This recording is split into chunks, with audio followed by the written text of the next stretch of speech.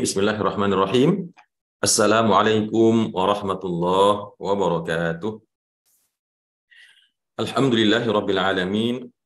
Wassalatu wassalamu ala asyrafil anbiya'i wal mursalin wa ala alihi wa ashabihi ajma'in. Allahumma salli wa sallim wa barik ala nabiyyina Muhammadin wa ala alihi wa sahbihi wa man ittaba'a hudahu ila yaumiddin. Amma ba'd. Yang saya hormati Bapak-bapak dan Ibu-ibu, ikhwan, akhwat, saudara-saudari fillah sekalian, rahimakumullah.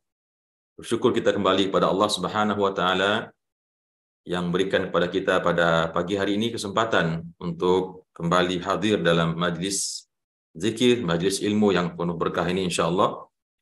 Dan kita bersyukur masih diberikan kesempatan oleh Allah untuk menjalankan kehidupan kita di atas dunia ini dalam ketaatan, dalam kepatuhan kepada Allah Subhanahu wa taala, melaksanakan dan mendirikan semua yang Allah perintahkan dan menjauhi semua apa yang Allah larang. Salat beserta salam kita doakan untuk uswah beserta qudwah kita Nabi Muhammad sallallahu alaihi wasallam, untuk keluarganya, untuk para sahabatnya dan untuk seluruh umatnya ila yaumil qiyamah insyaallah. Amin ya rabbal alamin. Bapak dan Ibu, ikhwanul akhwat, saudara-saudari sekalian, hari ini pagi ini insyaallah kita akan lanjutkan kembali kajian tadabbur Al-Quran kita yang pada hari ini insyaallah akan membahas masih surah Al-Baqarah ayat 238 sampai ayat 245. Bismillahirrahmanirrahim. Di dalam ayat 238 ini Bapak dan Ibu, yang tadinya di kesempatan sebelumnya kita membahas ayat-ayat sebelumnya yang membahas tentang hukum-hukum yang berkaitan dengan tolak, ya, hukum-hukum yang berhubungan dengan pernikahan, rumah tangga, hak asuh anak, yang cukup panjang, ya, cukup panjang kemarin, membahas tentang hukum wanita yang haid dan segala macam. Lalu Allah pada ayat ini mengajak kita untuk ingat kepada sholat. Seakan-akan di sini oleh seorang pengarang tafsir yang bernama dalam tafsir Nazmud Durar fi Tanasubil Ayati was-Suwar yang ditulis oleh Al-Imam Al-Biqai. Beliau menjelaskan kenapa tiba-tiba Allah setelah berbicara begitu panjang tentang ayat rumah tangga ini, lalu Allah menyelipkan satu ayat ini, karena setelah ayat ini kembali Allah berbicara dua ayat berikutnya tentang hukum perceraian kembali, ya. Nah, di sini Al-Imam Al-Biqai menjelaskan kalau ini dibawakan kepada kehidupan kita, bahwasanya kehidupan kita dalam rumah tangga itu begitu banyak ujian, begitu banyak permasalahan, begitu banyak hal-hal yang membuat kita bisa lupa kepada Allah, baik itu berupa kesenangan, ya, mengurus istri, mengurus anak, dan begitu juga berupa kesusahan, penderitaan, problem, masalah. Maka banyak orang yang lalai menegakkan sholat akibat keluarga ini. Akibat terlalu sibuk menyenangkan anak, terlalu sibuk mencari rezeki buat menyenangkan istri, mengurus anak, dan lain sebagainya. Begitu juga bagi ibu-ibu yang di rumah. Maka Allah mengingatkan kita untuk menegakkan sholat. Allah mengatakan, Hafizu alas sholawati was sholatil wusta. Dan peliharalah, ya, tegakkanlah dengan senantiasa memelihara sholat tersebut, jangan dilalaikan, jangan dilupakan atau ditinggalkan, akan pelihara sholat tersebut tepat pada waktunya, ya, ditunaikan dengan sebaik-baiknya, dengan khusyuk. Maka di sini Allah menggunakan kata-kata hafizu, jagalah sholat tersebut, ya, harus kita jaga dengan sedemikian rupa. Was-sholatil wusta, dan di sini Allah khususkan salah satu sholat daripada sholat yang 5 waktu itu dengan mengatakan was-sholatil wusta. Nah, banyak daripada riwayat para sahabat dan para ulama tafsir menjelaskan bahwasanya yang dimaksud dengan sholatil wusta di sini adalah sholat asar, ya. Sini para ulama mengambil kesimpulan begitu pentingnya sholat asar ini, maka Allah Subhanahu wa taala sengaja menyebutkan sholat asar secara terpisah. Jadi Allah mengatakan, jagalah semua sholat-sholat itu, yang 5 waktu itu, subuh, zuhur, asar, maghrib, isya. Wabil khusus, terkhusus, yaitu sholatil wusta, yaitu sholat asar. Memang dalam beberapa riwayat disebutkan keutamaan sholat asar ini. Rasulullah menjelaskan dalam sebuah hadis, barang siapa yang terlewat melaksanakan sholat asar, maka sungguh dia telah kehilangan begitu banyak kebaikan. Ya, sehingga kenapa Allah Subhanahu Wa Taala mengingatkan kita khusus terhadap waktu asar ini, karena memang waktu asar ini termasuk waktu-waktu yang genting ya, waktu-waktu di mana banyak orang tertidur ya, bablas sampai menjelang sore begitu azan maghrib sudah mau berkumandang. Ada orang bekerja sampai jam 2, sampai di rumah capek sehingga tidur di jam 2 atau setengah 3 dan baru terbangun setengah 6 sehingga terlewat waktu sholat asarnya.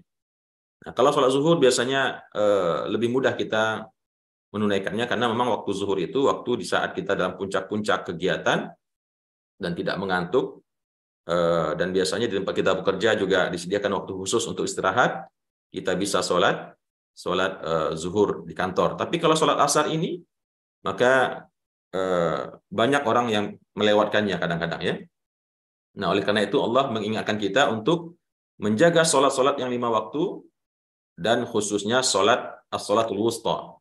Wa qumu lillahi qanitin, dan berdirilah menghadap Allah dalam sholat itu dalam keadaan jiwa yang patuh ya, menundukkan diri, menundukkan jiwa, perasaan, pikiran kepada Allah ketika kita sholat. Artinya sholat itu dilakukan dengan sepenuh jiwa, bukan karena terpaksa, bukan karena suatu maksud tertentu yang sifatnya keridhaan manusia, akan tetapi ketika seseorang sholat, baik dia sholat sendiri di dalam kamarnya, begitu juga sholat berjamaah di masjid, maka dia mendirikannya dengan qanitin, dengan perasaan jiwa yang tunduk dan patuh, yang merasakan bahwasanya inilah wasilah, inilah media yang Allah sediakan untuk dia, untuk menyembah Allah di dalam sehari dan semalam.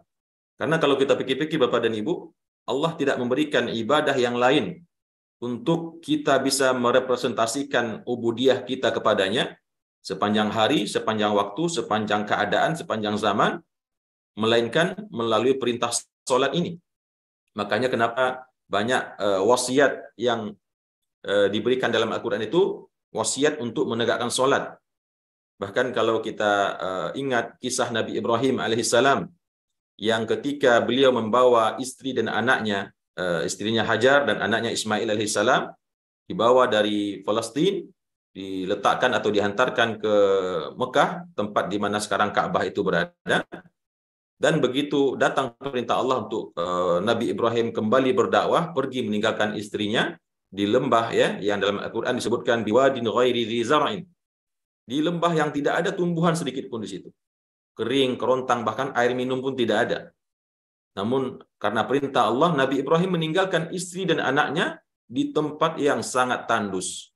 Tidak ada makanan, tidak ada minuman. Bahkan tempatnya begitu terbuka ya, bisa saja sewaktu-waktu diserang oleh binatang buas.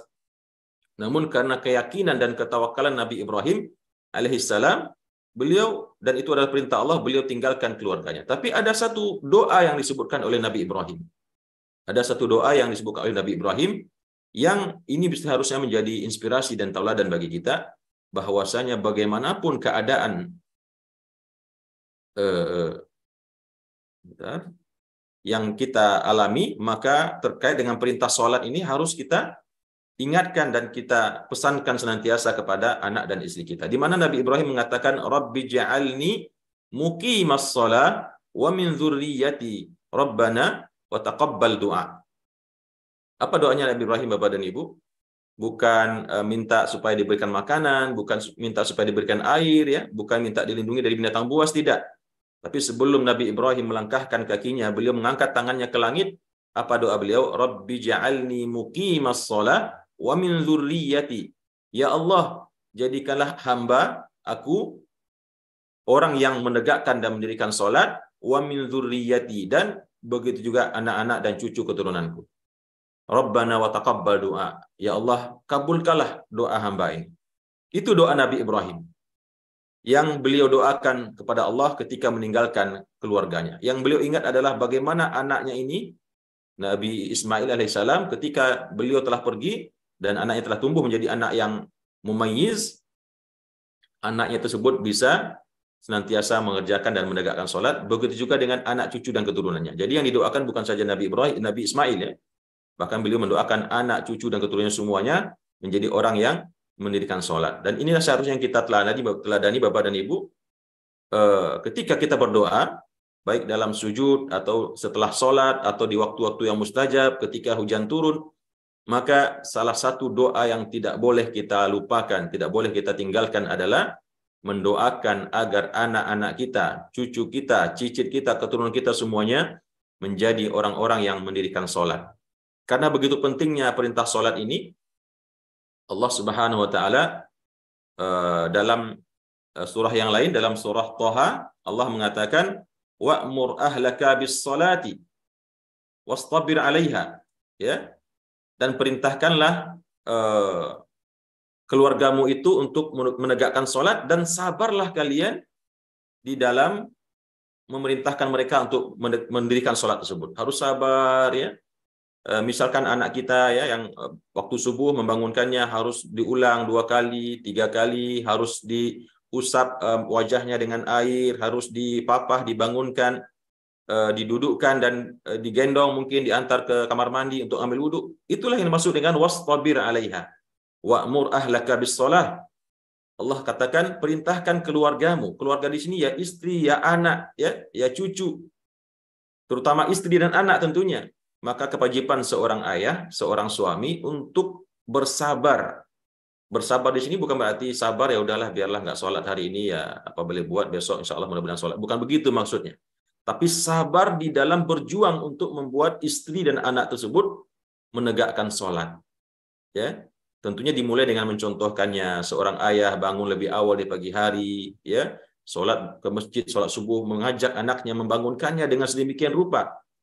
Kalau tidak mau bangun, diambil air, ya, diusapkan ke wajahnya, dipeluk, dibisikkan di telinga nak. Ya. Jika seandainya kamu kuat terhadap siksaan api neraka, maka lanjutlah tidurmu dengan cara-cara yang hasan, ya, dengan cara-cara yang ma'ruf, yang membuat hati anak tergugah. Dan itu terus dilakukan tanpa bosan setiap hari sampai nanti anak tersebut menjadi anak yang mumayyiz, yang berakal, yang dewasa, dan dia sudah menjadikan sholat tersebut menjadi sesuatu kebiasaan yang sudah mendarah daging. Maka pada saat itulah seorang ayah menuai hasil usaha dia, sabar dalam mengajak dan menyuruh anaknya untuk menunaikan sholat. Lalu dalam ayat ini Allah mengatakan la nas'aluka rizqa. Ini agak melenceng sedikit Bapak dan Ibu, tapi karena konteks pembahasan kita tentang sholat, penting ini kita tekankan dan kita jelaskan. Allah tadi mengatakan perintahkan anak dan istrimu untuk menegakkan sholat dan sabar di dalam berusaha untuk supaya mereka menegakkan sholat. Kalau perlu memang dikasih hadiah dan lain sebagainya, silahkan. Ya, yang penting hasilnya bisa didapatkan mereka menjadi orang yang menegakkan sholat. Lalu Allah mengatakan, la nas'aluka rizqa. Kami tidak meminta kalian untuk mencari rezeki. Kami tidak meminta kalian untuk memberikan rezeki. Artinya apa? Nggak usah khawatir ya soal dunia. Nahnu narzuquka wal aqibatu littaqwa. Kami yang akan memberikan kalian rezeki. Kalau kita hubungkan dengan perintah yang di awal tadi Bapak dan Ibu, yang penting kata Allah, urus keluargamu menjadi orang yang menunaikan salat. Jangan khawatir terlambat pergi kerja. Jangan khawatir terlambat buka toko. Jangan khawatir habis waktu karena mengajak istri dan anak untuk salat, berkurang waktu untuk mengejar dunia. Kata Allah, la nas'aluka rizqa. Kami tidak pernah meminta kalian untuk mencari rezeki kalian sendiri. Tapi nahnu narzuquk. Kami yang akan memberi kalian rezeki. Wal aqibatu littaqwa. Dan akibat yang baik itu akan Allah berikan dengan ketakwaan yang diberikan tersebut. Jadi kesimpulannya Bapak dan Ibu, dan kaitannya dengan ayat yang tadi kita bahas adalah ketika Allah memerintahkan kita untuk menjaga solat, ya, wabil khusus salatul wusta, maka itu semua adalah untuk kebaikan kita sendiri. Baik kebaikan di dunia, apalagi kebaikan di akhirat. Karena solat adalah perkara yang paling utama, ya, yang pertama kali nanti akan ditanya oleh malaikat ketika seorang mayit, manusia yang meninggal masuk ke dalam kuburnya, ke dalam liang lahatnya, yang pertama akan dihisab oleh Allah melalui para malaikatnya adalah yaitu apakah si mayit tersebut menegakkan sholat ketika hidupnya. Jika seandainya hisab tentang sholat ini baik, lancar, mulus, maka insya Allah hisab-hisab yang berikutnya akan mudah, ringan, dan lancar pula. Tapi kalau sholatnya sudah bermasalah, ya, sholatnya tidak tegak, atau bolong-bolong, atau tidak tertunaikan dengan baik, maka apalagi hisab-hisab perkara-perkara berikutnya akan lebih dahsyat dan akan lebih berat lagi. Jadi, Bapak dan Ibu yang dimuliakan Allah, ini perintah dari Allah kepada kita untuk menjaga sholat. Begitu juga untuk anak dan keluarga kita, dan jangan khawatir. Ya, di sini juga bisa kita artikan yang paling penting bagi orang tua itu adalah memastikan anaknya menjadi anak yang soleh. Nggak usah khawatir urusan dunianya. Karena ketika seorang anak sudah menjadi anak yang soleh, anak yang menegakkan sholat, pasti dia akan menjadi anak yang bertanggung jawab. Pasti dia akan menjadi anak yang punya visi untuk masa depannya. Pasti dia menjadi anak yang akan menginginkan dia menjadi orang yang sukses, baik di dunia, apalagi akhiratnya. Artinya semua sifat-sifat kebaikan akan berkumpul pada anak tersebut ketika dia dari kecil memang sudah dibiasakan untuk menegakkan sholat. Karena sholat itulah yang akan melahirkan sifat-sifat yang positif yang lainnya. Sifat rajin, sifat berani, sifat punya misi dan visi dalam kehidupan, punya semangat berjuang dan lain sebagainya, itu terlahir daripada kebiasaan sholat yang dia tunaikan sejak dia kecil. Jadi kata Allah, la nas'aluka rizqa tadi ya. Kami tidak minta kepada kalian mencari rezeki atau mencari rezeki untuk dengan kekuatan kalian sendiri, dan begitu juga kami yang nanti akan memberikan rezeki kepada engkau dan kepada mereka. Kemudian dalam ayat berikutnya Allah mengatakan fa in khiftum farijalan aw rukbana, ya. Fa in khiftum farijalan aw rukbana, terkait dengan salat tadi juga ya. Maka jika kalian dalam keadaan merasa takut karena bahaya dalam peperangankah, dalam perjalanankah yang mungkin di situ ada kemungkinan diserang atau disergap binatang buas, maka kata Allah farijalan aw rukbana, maka berjalanlah, salatlah sambil berjalan tersebut atau sambil berkendaraan. Ayat ini juga memberikan hukum salat berbagai keadaan ya, ketika berperang. Nah, ini juga menjelaskan betapa sholat tersebut tidak ada alasan sama sekali untuk meninggalkannya. Jangankan dalam keadaan damai, dalam keadaan aman, dalam keadaan perang, ketika perang sedang berkecamuk, ya, pedang beradu dengan pedang, ya, saling tembak menembak di medan peperangan, tetap yang namanya sholat tersebut wajib ditegakkan, bahkan dalam keadaan berjamaah sekalipun. Ya, ini mungkin nanti bisa kita temukan pembahasannya dalam surah An-Nisa, bagaimana tata cara sholat di dalam peperangan. Artinya Bapak dan Ibu, begitu pentingnya ibadah sholat ini, Allah tidak berikan rukhsah sama sekali, tidak berikan keringanan sama sekali untuk meninggalkan sholat, meskipun dalam keadaan sedang berperang. Dalam keadaan perang yang sedang berkecamuk, saling berbunuh-bunuhan, maka yang namanya sholat tidak boleh ditinggalkan. Ya. Nah, jadi kalau dalam keadaan ketakutan, dalam keadaan peperangan, dalam keadaan khawatir, maka Allah memberikan rukhsah, boleh melaksanakan sholat sambil berjalan atau sambil naik kendaraan. Ya. Nah, bagaimana tata caranya? Mungkin nanti ketika kita bertemu dengan ayat di surah An-Nisa tentang tata cara sholat dalam peperangan, maka insya Allah kita akan bahas lebih detail. Ya. Namun dalam kaitannya sholat di atas kendaraan, boleh kita menghadap kiblat kalau seandainya memang itu arah kiblat, dan boleh juga tidak menghadap kiblat kalau seandainya itu tidak memungkinkan kita menghadap kiblat, dan boleh dalam keadaan duduk di kendaraan, seperti kalau kita berangkat umroh naik pesawat, ya, kalau pergi mungkin menghadap ke Arab Saudi, ya, tapi kalau pulang membelakangi, maka tidak mesti kita memutar badan kita menghadap ke punggung kursi begitu. Tapi biasanya kalau naik pesawat Saudi Arabia Airlines, maka di situ disediakan ruangan khusus untuk sholat, sehingga kita bisa membelakang, ya, menghadap ke arah Makkah, meskipun pesawat arahnya menuju Indonesia. Artinya sholat dalam berbagai keadaan apapun diizinkan oleh Allah, karena memang perintah sholat tersebut tidak bisa ditinggalkan. Ketika seseorang tidak bisa berdiri, boleh duduk. Tidak bisa duduk, boleh berbaring. Ya, meskipun berbaring juga tidak bisa melakukan gerakan, mengangkat tangan, ya, dan lain sebagainya, boleh dengan isyarat mata sekalipun. Kalaupun dengan mata tidak bisa bergerak, cukup pejamkan matanya dan mengingat dalam pikirannya seakan-akan dia sedang melakukan gerakan salat tersebut. Fa idza amintum fadhkurullaha kama 'allamakum. Kalau kalian sudah merasa aman, maka ingatlah Allah sebagaimana Allah mengajarkan kepada kalian, ma lam takunu ta'lamun, apa-apa yang kalian tidak mengetahuinya. Artinya apa?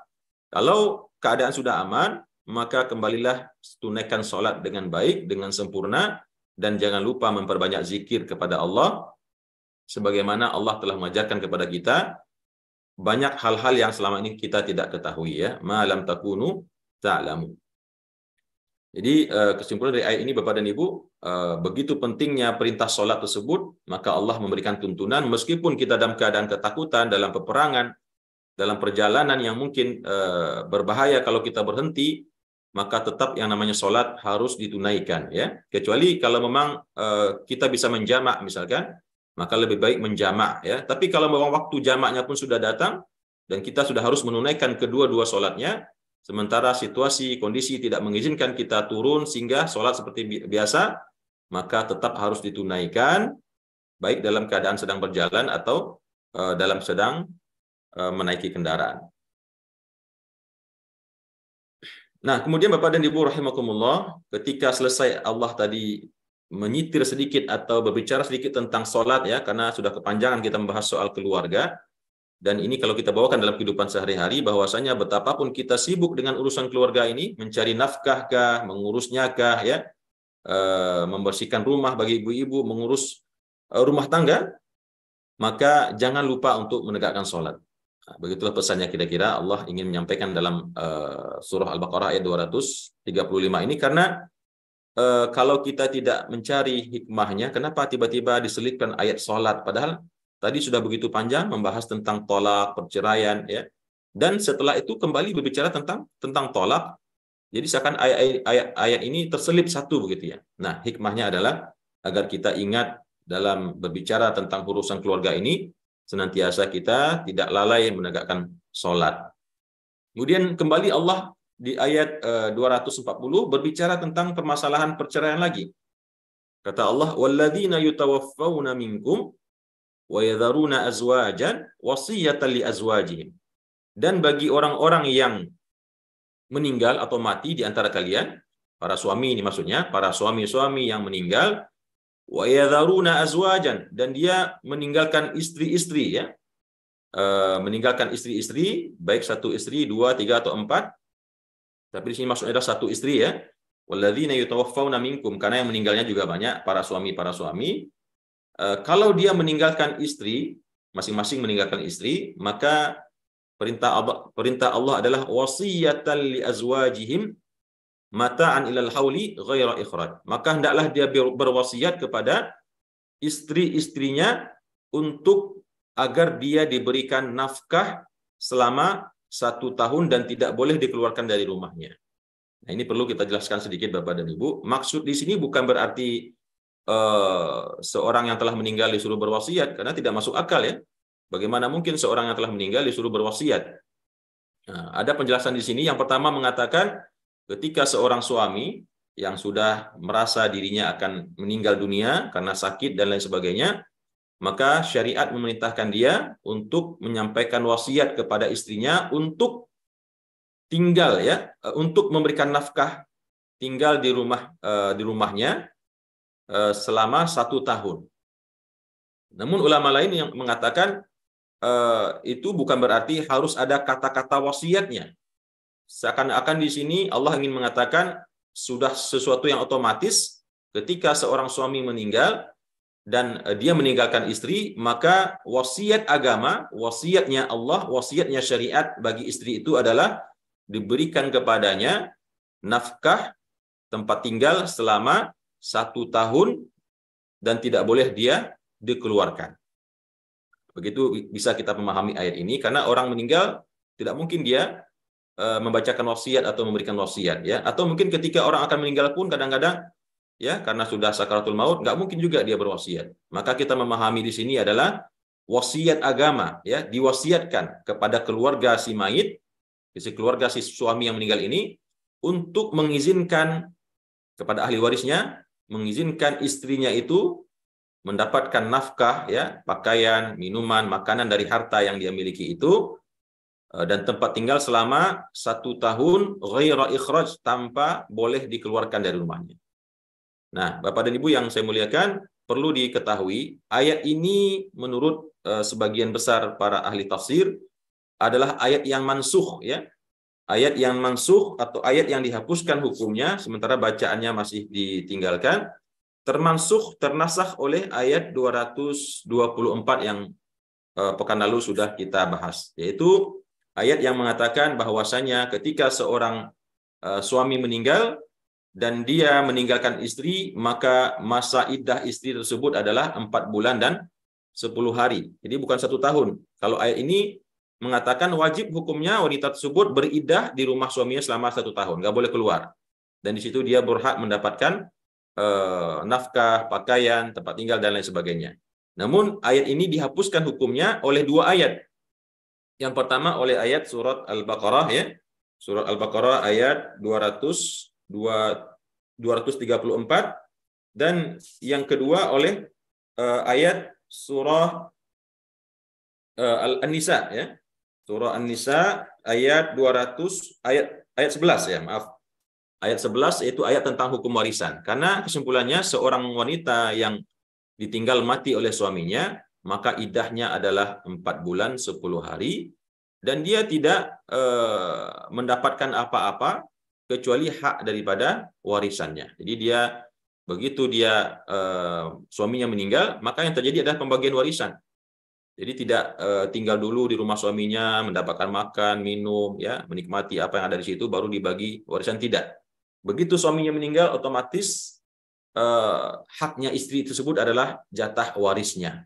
Ya, kalau seandainya dia punya anak 1/8 dari total harta, kalau seandainya dia tidak punya anak sama sekali, suaminya ini baik anak tirinya atau anaknya bersama suaminya, maka dia mendapatkan 1/4. Nah, itu ketentuan yang final, ya, akhirnya terkait dengan wanita yang ditinggal mati oleh suami. Pertama, haulnya adalah masa iddahnya adalah 4 bulan 10 hari, bukan setahun seperti yang disebut dalam ayat ini.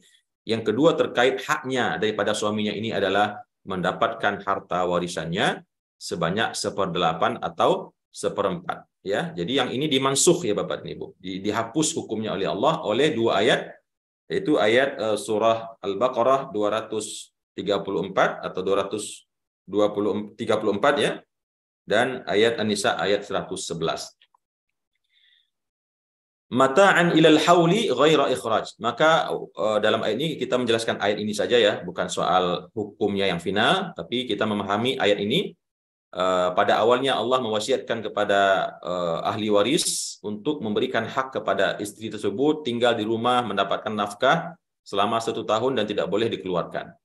Fa in kharajna fala junaha alaikum. Akan tetapi jika mereka sendiri yang keluar, istri tadi yang seharusnya dia tinggal di rumah tersebut selama 1 tahun, maka kalau seandainya mereka sendiri yang keluar, para istri tersebut, fala junaha alaikum, maka kalian tidaklah berdosa, wahai ahli waris, wahai anak-anak atau keluarga suami, fima fa'alna fi anfusihinna, tidak ada dosa bagi kita atas apa-apa perbuatan yang mereka kerjakan, min ma'ruf, perbuatan-perbuatan yang baik, ya. Artinya apa?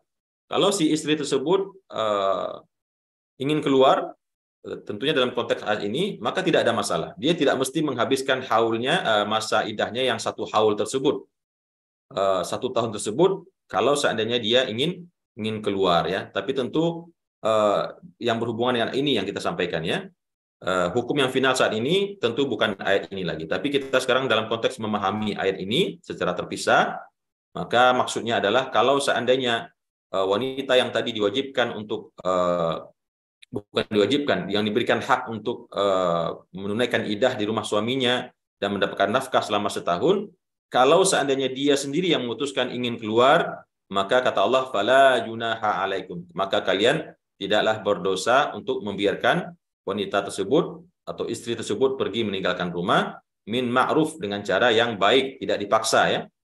Wallahu azizun hakim, dan Allah itu maha perkasa lagi maha bijaksana.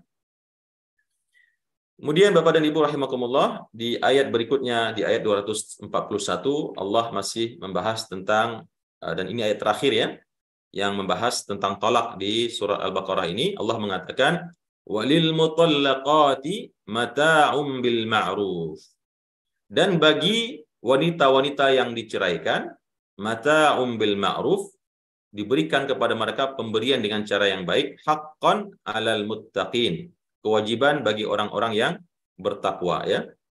Nah, di sini yang dimaksud dengan mutallaqat di sini adalah yaitu wanita-wanita yang statusnya thayyib. Thayyib itu adalah wanita yang telah pernah digauli oleh suaminya. Jadi bukan wanita yang pertama di minggu lalu yang kita jelaskan, wanita-wanita yang sudah dinikahi tapi belum sempat digauli, maka mereka diberikan maharnya kembali, separuh dari maharnya dikembalikan kembali, ya. Akan tetapi bagi wanita-wanita atau istri-istri yang diceraikan dan sudah berstatus pernah digauli, ya, sudah punya anak begitu kira-kira, maka bagi suami wajib untuk memberikan mata'un bil ma'ruf, ya, memberikan pemberian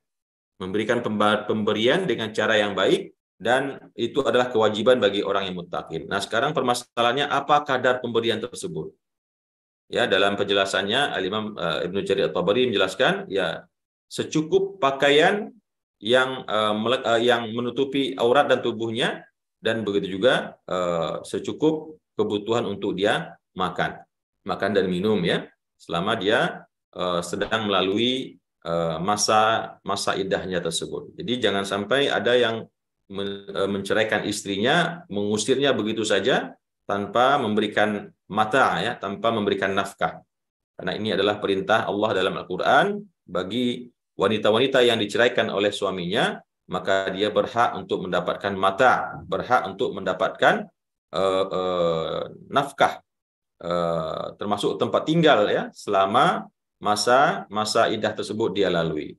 Jadi dia tidak mendapatkan harta seperti harta yang didapatkan oleh wanita yang meninggal oleh suaminya. Jadi kalau cerai tidak mendapatkan warisan, ya. Tapi kalau ditinggal mati, maka dia mendapatkan warisan. Kadzalika yubayyinullahu lakum ayatihi la'allakum ta'qilun. Demikianlah kata Allah menjelaskan kepada kalian ayat-ayatnya, ya, tentang hukum-hukum talak, hukum perceraian, hukum warisan, hukum apa tadi namanya, hukum mahar, hukum menyusui anak yang telah kita bahas di banyak ayat sebelumnya. Lalu Allah menutupnya dengan mengatakan, kadzalika yubayyinullahu lakum ayatihi la'allakum ta'qilun. Demikianlah Allah telah jelaskan kepada kalian ayat-ayatnya, tuntunannya, hukum-hukumnya, ajaran-ajarannya, la'allakum ta'qilun, mudah-mudahan kalian berfikir, mudah-mudahan kalian memahaminya, mudah-mudahan kalian mengetahuinya. Lalu kemudian Bapak dan Ibu rahimakumullah, di ayat berikutnya, di ayat 243, Allah berpindah pembahasan, ya. Sudah selesai tadi pembahasan tentang tolak, tentang masalah-masalah rumah tangga dan hubungan suami istri.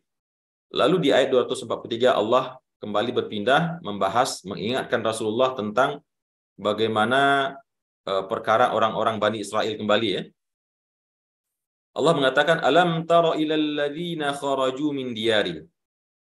Tidakkah engkau melihat, wahai Muhammad? Melihat di sini tentu maksudnya bukan dengan pandangan mata, indera mata, ya, tapi melihat dengan mata hati, dengan perasaan, ya, dengan membayangkannya, dengan merenungkannya.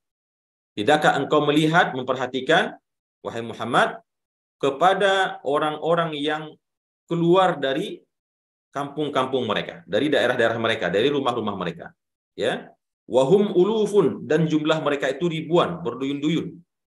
Kalau uluf di sini menurut penjelasan tafsir, jumlahnya tidak boleh kurang dari 10.000. Jadi bisa kita bayangkan sekelompok orang yang keluar dari suatu kampung berduyun-duyun, banyaknya lebih dari 10.000. Nah, kata Allah, tidakkah engkau melihat dan memperhatikan, wahai Muhammad, kepada sekelompok orang dulu, ya, di zaman Bani Israel yang keluar dari negeri mereka, wahum ulufun, dan jumlahnya sangat banyak. Kenapa mereka keluar? Hadarul maut, karena takut akan kematian. Jadi dijelaskan di dalam riwayat bahwasanya mereka keluar berbondong-bondong dengan jumlah yang sangat banyak tersebut karena lari ketakutan dari penyakit kolera, gitu, ya, taun, penyakit kolera. Mereka karena tidak karena lari tersebut, karena takut akan kematian dan tidak punya rasa tawakal kepada Allah, lalu mereka ketakutan lari menjauhi kematian, meskipun memang dibolehkan seseorang keluar dari kampungnya ketika suatu penyakit mewabah ya. Meskipun ada juga yang mengatakan kalau seseorang itu betul-betul bertawakal kepada Allah, maka dia tidak mesti lari ya, karena kematian itu telah ditetapkan oleh Allah Subhanahu wa taala. Wa hum ulufun hadzarul maut, dan mereka keluar dalam keadaan berbondong-bondong, beribu-ribu jumlahnya karena takut akan kematian. Lalu ketika mereka telah keluar dari kampungnya, faqala lahumullahu mutu. Maka Allah berkata kepada mereka, matilah kalian sekalian. Justru ketika telah keluar, berada dalam tempat yang aman, lalu ternyata yang terjadi adalah mereka diperintahkan oleh Allah, matilah kamu sekalian. Ya, matilah bukan berarti mutu di sini membunuh dirinya, tidak ya, tapi dimatikan oleh Allah melalui malaikatnya ya. Mati mereka semua, kemudian tsumma ahyahum, kemudian Allah hidupkan mereka kembali. Jadi untuk memberitahukan kepada mereka bahwasanya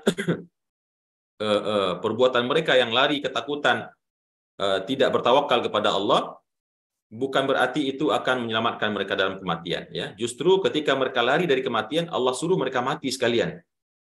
Lalu kemudian Allah hidupkan kembali. Di sini dijelaskan dalam tafsir, mereka dihidupkan kembali karena memang sebetulnya ajal mereka belum sampai ya.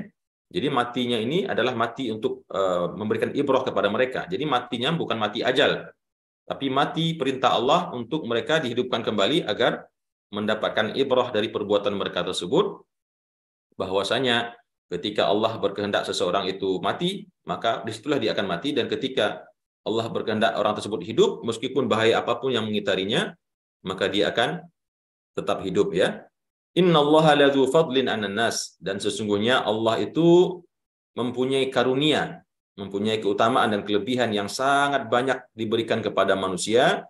Walakinna aktsaran nasi la yashkurun. Namun sayang, banyak manusia tersebut tidak pandai atau tidak mau bersyukur kepada Allah Subhanahu wa taala. Kalau kita pikirkan Bapak dan Ibu, begitu banyak karunia Allah berikan kepada kita. Bahkan musibah itu sendiri juga karunia ya. Musibah ya, kecelakaan ya, kebakaran, apapun yang kita alami dalam hidup kita ini semua adalah karunia daripada Allah Subhanahu wa taala, dan karunia Allah itu sangat besar. Walakinna aktsaran nasi la yashkurun, akan tapi banyak daripada manusia itu, kebanyakan manusia itu tidak pandai bersyukur kepada Allah Subhanahu wa taala. Kemudian di ayat berikutnya Allah mengatakan, Allah memerintahkan kepada Nabi Muhammad dan kaumnya dan para sahabat untuk berperang di fisabilillah. Allah mengatakan, waqatilu fi sabilillah, dan berperanglah kalian semua di jalan Allah. Wa'lamu annallaha sami'un alim. Ini perintah untuk berjihad fisabilillah secara umum ya. Kepada semua umat Islam diperintah untuk berjihad fisabilillah. Kalau seandainya memang perang atau jihad itu telah diumumkan oleh ulil amri. Jadi dalam Islam tuntutan jihad, berjihad fisabilillah itu ada tuntunannya. Tidak bisa seseorang langsung angkat senjata, berangkat memerangi musuh kalau ulil amri belum mengkomando, belum memberikan komando, belum memerintahkan dan belum mengizinkan ya. Sehingga orang-orang yang pergi berjihad ke Afghanistan, ke Palestina ya, maka orang tersebut termasuk orang-orang yang menyalahi aturan di sini, karena belum ada perintah daripada ulil amri untuk berjihad fisabilillah ke sana. Ya, tapi kalau jihad fisabilillah dalam artian membantu perjuangan mereka, memberikan sumbangan harta, obat-obatan, ya, membuat propaganda untuk melemahkan musuh dan lain sebagainya, maka ini adalah kewajiban karena bisa dilakukan dalam konteks kita jauh sekalipun. Waqatilu fi sabilillah, dan berjihadlah dan berperanglah di jalan Allah. Wa'lamu annallaha sami'un alim, dan ketahuilah bahwasanya Allah itu Maha mendengar dan lagi Maha mengetahui. Kemudian yang terakhir Bapak dan Ibu, Allah mengatakan, man dzalladzi yuqridullaha qardan hasana, maka barang siapa ya yang meminjamkan, yang memberikan pinjaman kepada Allah dengan pinjaman yang baik. Di sini kita perhatikan Bapak dan Ibu, Allah mengistilahkan harta yang kita infakkan, yang kita nafkahkan fisabilillah itu dengan pinjaman. Ya, dengan pinjaman atau kredit. kredit lunak atau qardul hasan. Barang siapa yang meminjamkan Allah, subhanallah ya, begitu Allah menyampaikan takbir dengan cara dengan uslub atau dengan redaksi yang sangat menyentuh hati kita. Padahal kita, jiwa raga kita, fisik kita ini, semua yang kita miliki, harta yang kita punya, yang kita dapatkan, semua dari Allah. Lalu di sini Allah mengatakan, apakah ada orang yang mau meminjamkan Allah hartanya dengan pinjaman yang baik? Kira-kira bagaimana Bapak dan Ibu? Kalau ada orang memberi kita harta 1 miliar, uang 1 miliar, kemudian karena suatu keadaan orang tersebut butuh begitu. Butuhnya di sini kalau dengan Allah tentu bukan Allah butuh ya, Allah memerintahkan dan menyeru ya. Yang butuh adalah keadaan umat Islam waktu itu. Lalu orang itu mengatakan, Pak, Bu, saya dalam keadaan susah, boleh nggak saya minjam uang 10.000 misalkan, atau 100.000? Kira-kira bagaimana perasaan kita terhadap orang ini yang dia memberikan dengan tanpa tanpa pamrih uang 1 miliar, lalu tiba-tiba datang kepada kita mengatakan, boleh nggak saya pinjam uang? Nah, begitu pula lah walillahil matsalul a'la ya. Perumpamaan Allah lebih tinggi. Allah juga mengatakan kepada kita apakah mau kita meminjamkan kepada. Kalau meminjamkan tentu akan dikembalikan. Ya. Kalau meminjamkan, apalagi yang meminjam itu adalah Allah, pasti akan dikembalikan. Dan kita lihat bagaimana cara Allah mengembalikan. Di sini Allah mengatakan kalau ada orang yang mau meminjamkan Allah dengan pinjaman yang baik, maka apa balasan Allah? Allah akan balas, akan Allah kembalikan pinjamannya itu, fayudha'ifahu lahu adha'afan katsirah. Maka Allah akan lipat gandakan pengembaliannya kepada orang tersebut dengan berlipat ganda yang sangat banyak. Jadi ya kalau mau dikatakan riba ya ribalah. Tapi riba pahala begitu ya. Bukan riba jumlah uangnya, ya riba pahala dan juga riba kebaikan duniawiyahnya.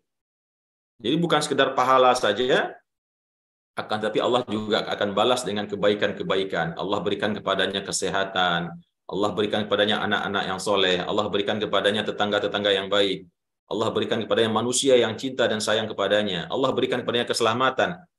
Ya, bahkan Allah akan lapangkan kembali rezekinya karena zakat, sedekah, infak itu melipat gandakan harta, bukan menguranginya ya. Apalagi kalau kita meminjamkan kepada Allah. Allah sebaik-baik yang meminjam dan sebaik-baik yang mengembalikan pinjaman. Ya, fayudha'ifahu lahu adha'afan katsirah.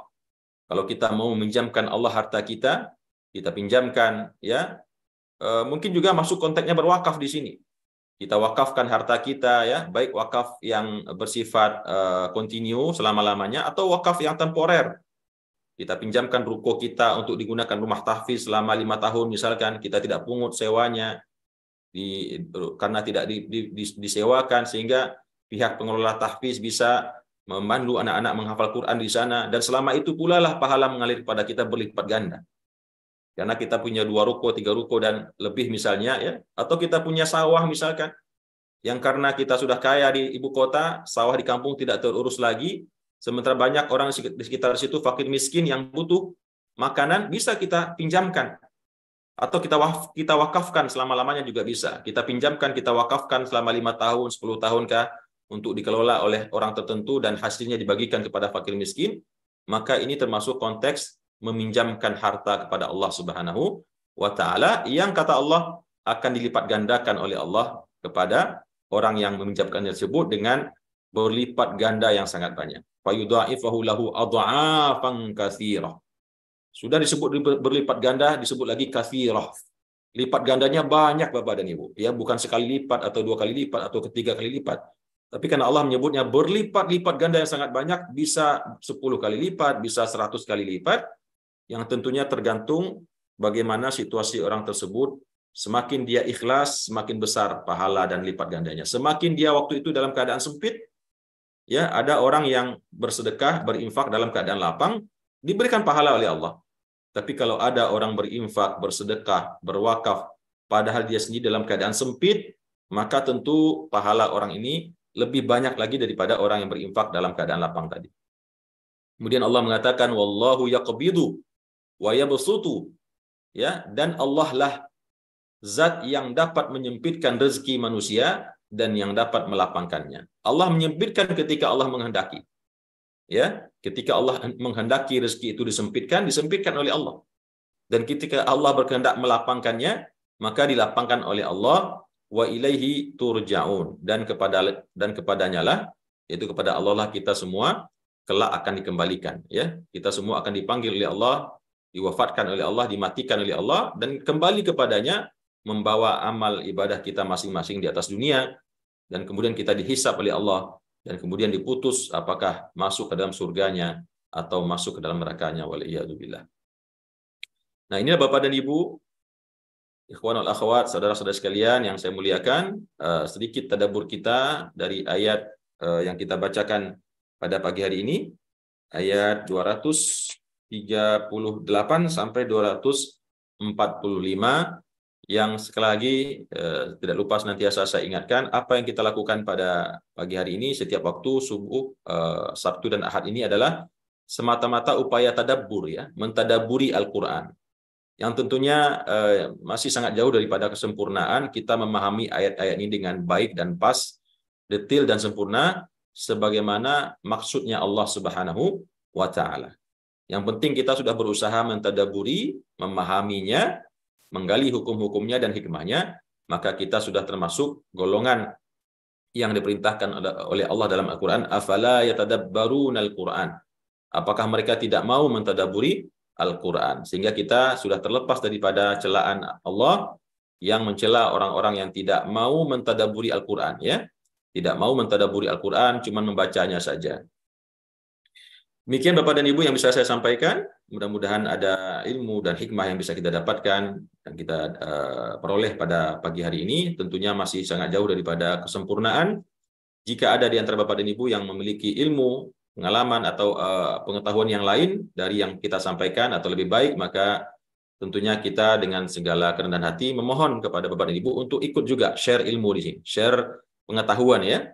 Atau mungkin merasakan sesuatu di pikirannya, karena ketika kita mentadaburi 5 orang, 10 orang, pasti setiap orang dari yang mentadaburi itu akan memiliki renungan-renungan yang berbeda-beda. Ya, yang itu juga banyak di dalamnya pasti kebaikan dan hal-hal yang bisa kita sampaikan di sini. Demikian, terima kasih sekali lagi dan mohon maaf atas kekurangan dan kesalahan. Hadanallahu wa iyyakum jami'an. Wassalamualaikum warahmatullahi wabarakatuh.